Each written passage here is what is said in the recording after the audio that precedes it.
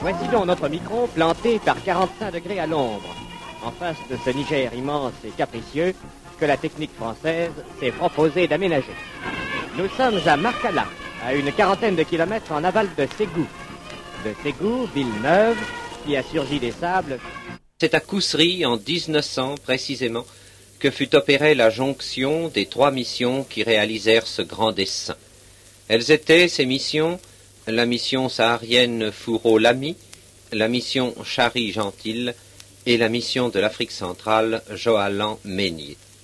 L'unité de l'Afrique française, d'abord imaginée par nos grands chefs de l'époque, les Faidherbe, les Borgnis Desbordes et Archinard, par le grand et humain Savorgnan de Brazza, fut l'œuvre de tous les coloniaux africains qui, d'instinct, cherchèrent à établir un contact avec leurs voisins d'Afrique du Nord, d'Afrique occidentale et du Congo. Et ce furent les hommes de gouvernement tels Jules Ferry, Gabriel Hanotto, Eugène Étienne, qui établirent les premiers plans d'une action concertée. Et l'unité de l'Afrique française fut virtuellement réalisée en 1900. Il était donc équitable et nécessaire de commémorer le 50aire du combat de Koussery qui en marqua l'avènement. Ce jour-là, en effet, la victoire remportée assura la libération par la France de contrées et de populations jusqu'alors livrées à la tyrannie la plus cruelle, la plus sanguinaire. Et il est vraiment profondément désirable que nos jeunes générations apprennent que la tâche accomplie par la France en Afrique fut éminemment civilisatrice et pacificatrice. Ce sont nos missions, redisons-le, qui ont permis de faire régner l'ordre et la paix en mettant fin à la domination de roitelets comme Amadou ou Samori ou Rabat, pour ne parler que des chefs de bande les plus connus. Le gouvernement a tenu à célébrer l'anniversaire de la réunion de nos missions. C'est M. Baretti, président du comité de l'Afrique française, qui prit le premier la parole. Ce fut pour rappeler des dates et situer des hommes. Mais je voudrais rappeler tout d'abord ceux qui, par leur initiative et leur claire vision du problème africain, ont rendu possible cette entreprise à la fois si nécessaire et si hardie. Fernand Fourreau, qui si souvent accompagné de quelques chambas, s'était aventuré dans l'interland du sud algérien. Dans cette région où le danger était partout et partout invisible, le commandant Lamy avait réussi à atteindre les âmes et à fixer les choses, sans intermédiaire, car il parlait l'arabe couramment. Il communiqua à tout ce peuple en burnous, groupé à ses pieds, sa pensée constructive, et c'est ainsi qu'il est parvenu sur un sable mouvant à jeter les bases solides d'une pénétration méthodique. Zinder, à peu près à mi-route du Tchad d'une part et de Bourem de l'autre, avant Tombouctou, pourrait être la plus rouge des cités africaines s'il atteinte le sang qui depuis des siècles a coulé pour elle. Ancien marché d'esclaves, elle offre une silhouette imposante quand on la découvre au crépuscule avec son tata, château fort féodal, délabré mais toujours farouche, son birni, évocateur des médinas marocaines ou de nos populaires marchés aux puces, sa cour des miracles effarante et ses grouillements polychromes d'Aoussa, industrieux nomades musulmans.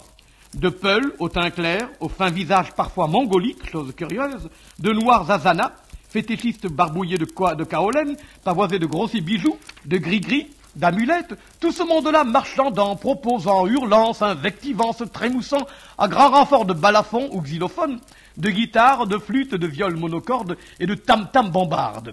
Non loin de là, dominant protecteur, le quartier des Européens, se dresse une vraie citadelle, le fort Casemajou, dont les remparts conservent dans leur ombre historique le poste de commandement, humble paillote de Torchy, d'un chef entre tous glorieux, qui fut, avec Lyoté, notre ami éminent, le général Gouraud, grand soldat, grand colonial et grand invalide de guerre.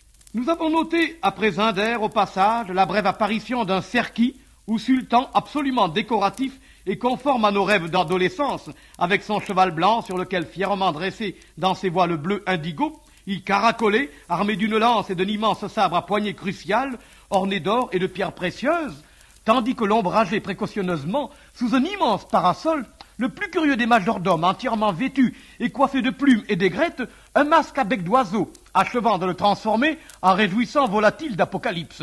2 douzaines de dogarias, traduisez janissaires, aux uniformes écarlates, mais sans pantalon ni chaussures, entourait le sultan, sabre au poing, tandis que, détail extraordinaire, un grand chambellan en côte de maille et casque de chevalier, absolument semblable à nos spécimens du musée Cluny, brandissait une sorte de masse qu'il lançait en l'air et rattrapait au vol, tel le tambour-major dans un défilé de parade. En voyage, le 5 avril 41, il s'exprime de la sorte.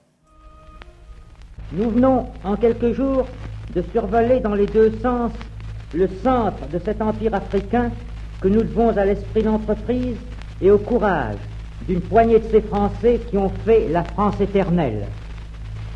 De mes trop brefs contacts avec nos administrateurs, nos officiers, nos colons, les indigènes de toute race et de toute religion, je rapporte la plus réconfortante impression et la plus grande confiance dans les destinées africaines de notre pays.